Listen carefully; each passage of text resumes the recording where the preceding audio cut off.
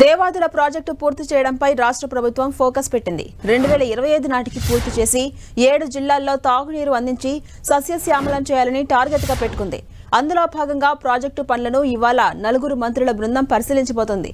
Devadula project pumping station వద్దే ప్రాజెక్టుపై పూర్తి స్థాయిలో మంత్రి ఉత్తమ్ కుమార్ రెడ్డి సమీక్ష చేయబోతున్నారు. తక్కువ ఖర్చుతో ఎక్కువ ఆయకట్టుకు నీరు అందించాలన్న రాష్ట్ర ప్రభుత్వం సంకల్పం మేరకు నీటిపారుదల శాఖ పనులను వేగవంతం చేసింది.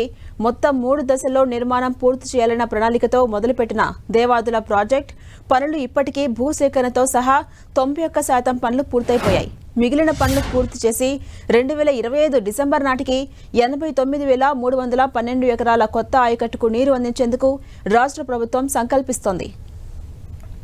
ఇక అందులో భాగంగా ఈరోజు రాష్ట్ర నీటిపారుదల శాఖ మంత్రి ఉత్తమ్ కుమార్ రెడ్డి ప్రాజెక్టు పురోగతిపై రివ్యూ చేయబోతున్నారు. ప్రాజెక్టు పరిశీలనకు జిల్లా ఇన్ఛార్జి మంత్రి పొంగులేటి శ్రీనివాసరెడ్డితో సహా ఉమ్మడి వరంగల్ జిల్లాకు చెందిన మంత్రులు కొండా సురేఖ, సీతక్కతో పాటు రాజ్యసభ, లోక్సభ, శాసనమండలి శాసనసభ్యులు పాల్గొనబోతున్నారు.